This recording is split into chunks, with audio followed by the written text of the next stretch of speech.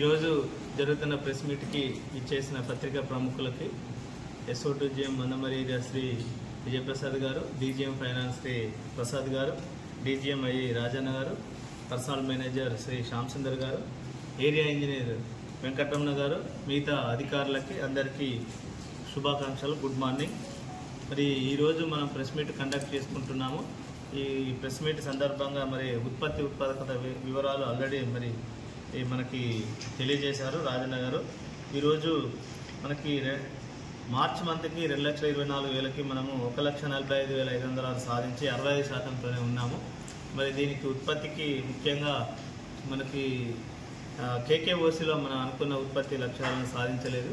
మరి రాబోయే కాలంలో KKOCలో మనము కొత్త కాంట్రాక్ట్ వేసుకుంటున్నాము. దాదాపు 1040 LBCM 4 years. మరి దానికి కొత్త కాంట్రాక్ట్ కూడా మనము వేసుకోవడానికి ఆల్రెడీ నెట్ ఫ్లోట్ అయిపోయింది.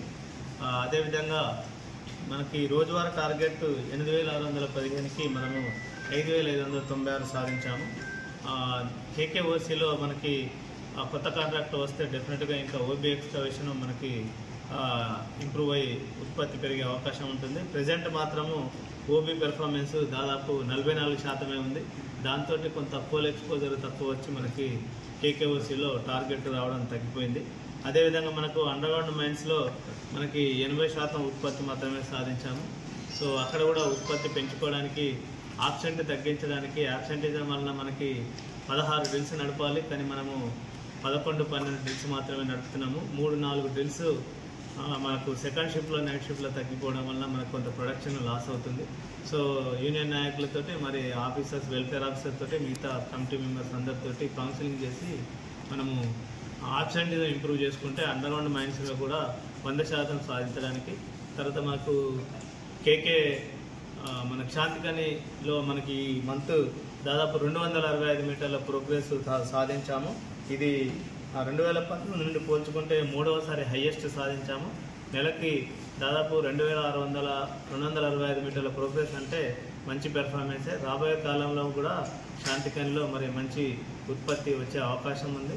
మనకు గేట్ రోడ్స్ డెవలప్మెంట్ వారికి JMS కాంట్రాక్టర్ వారికి గేట్ రోడ్స్ డెవలప్మెంట్ స్టార్ట్ చేసాం కాబట్టి రాబోయే కాలంలో కూడా మంత్లీ ప్రోగ్రెస్ 300 మీటర్ల వరకు వచ్చే అవకాశం ఉంది.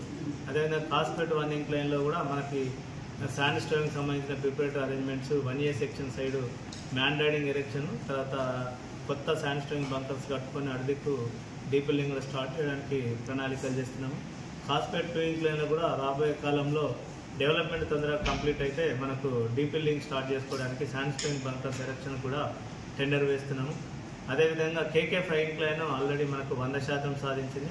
ఇంకా అక్కడ 81 ప్యానెల్ కొత్త ప్యానెల్ స్టార్ట్ చేసుకున్నాము. దానికి DGMS నుండి కూడా పర్మిషన్ కూడా వచ్చింది. అక్కడ కూడా మనకు 100% పైచలు కంటే ఈసారి దాదాపు రోజుకు 750 టన్నులు సాధించాలని ప్రణాళికలు చేసుకున్నాము. కాబట్టి KK5 ఇంక్లైన్ తప్పకుండా 750 టన్నులు సాధిస్తాము.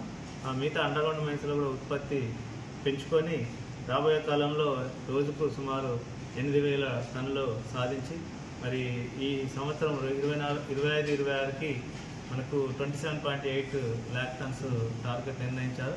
ఈ 27.8 lakh tons తప్పకుండా సాధిస్తామనే విశ్వాసం ఉంది. కాబట్టి మరి ఒకసారి అధికారులు, కార్మిక నాయకులు మరియు ఉద్యోగులు అందరూ కలిసికట్టుగా పనిచేసి ప్రతిరోజు డే వైజ్ టార్గెట్ ఏదైతే నిర్ణయించారో వారు అది సాధించడానికి, తర్వాత మ్యాన్ పవర్ యూటిలైజేషన్ కూడా ఎఫెక్టివ్గా పెట్టుకోవడానికి, మరి ప్రతిరోజు మ్యాక్సిమం డ్రిల్స్ డిప్లాయ్మెంట్ చేయడానికి మరి KKOCలో మనకి రాబోయే కాలంలో వర్షాకాలంలో పంపింగ్ కూడా మరి 10 పంపులు, దాదాపు 6 బోర్హోల్ పంప్స్, తర్వాత క్వారీలో ఒక 5 పంప్స్, దాదాపు 8,000 GPM రోజువారీగా పంపింగ్ చేసుకోవడానికి ప్రణాళికలు చేశాము. తర్వాత వర్షాకాలంలో కూడా పంపింగ్ ఎటువంటి ప్రాబ్లం కాకుండా, తర్వాత ప్రొడక్షన్ కూడా ఎటువంటి హిండ్రెన్స్ లేకుండా ప్రణాళికలు చేశాము.